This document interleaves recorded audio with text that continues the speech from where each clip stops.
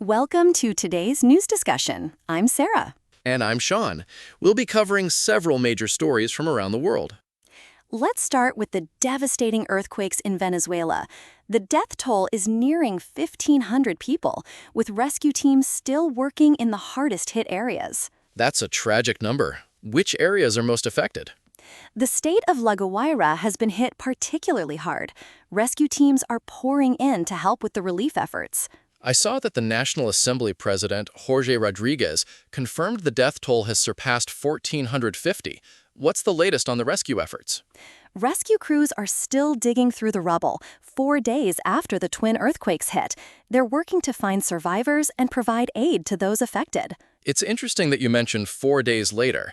Are there still people being pulled out alive? Yes, there are reports of survivors being found, although the numbers are dwindling as time passes.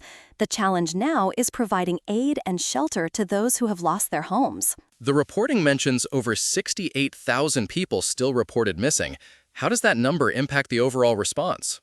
The large number of missing people is putting a strain on the rescue efforts.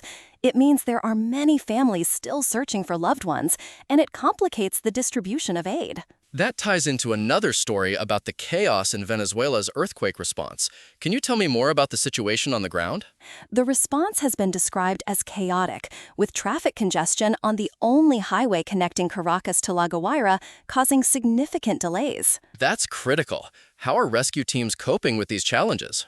They're working through the congestion, but it's slowing down their efforts. There are also concerns about the government's ability to care for the thousands left homes. The government is cash-strapped, isn't it? How does that affect their response? Yes, the cash-strapped government is facing questions about whether they can adequately provide for those affected. It's a significant concern. Let's switch gears to a different story. The UK is facing a potential heat wave with temperatures expected to soar to 41°C. What are the concerns here? Experts are warning that the extreme heat could push the national grid to breaking point, risking widespread power cuts. That's a serious risk. Have there been any preparations or warnings issued? The Met Office and BBC Weather have spoken out about the impending heat wave, and forecasts are indicating a hot, dry summer ahead. So, what's the current situation in the UK after the recent record-breaking heat wave? The UK is recovering from a heat wave that peaked at 37.3 degrees in Suffolk last week. Now, there's another heat wave potentially on the way. Let's move on to a tragic incident in northern Germany. There's been a shooting at a youth welfare facility in Stade. What are the details? Police report that 5 people were killed in the shooting.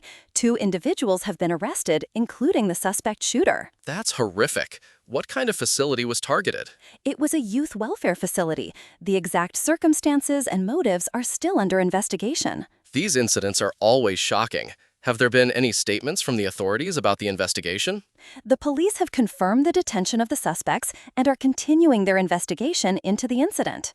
Let's take a quick look at some media news. There's information about Newsday on BBC News HD. What's the update there? Newsday is airing on BBC News HD at multiple times, including 3 a.m. and 4:45 a.m. on Tuesday. It's live from Singapore, providing the latest international news. So it's a regular programming slot. Are there any other notable shows or updates on BBC News HD? Yes, BBC News airs at 8 a.m. on Monday, and BBC World News America is on 11 p.m. They cover major international and U.S. news. It's good to know when these programs are on for viewers who want to stay updated. As we wrap up today's discussion, it's clear that the world is facing several significant challenges, from natural disasters to tragic incidents. Indeed. The earthquakes in Venezuela, the potential heat wave in the UK, and the shooting in Germany are all major stories that require our attention and understanding. That's all for today. Thank you for tuning in. Goodbye.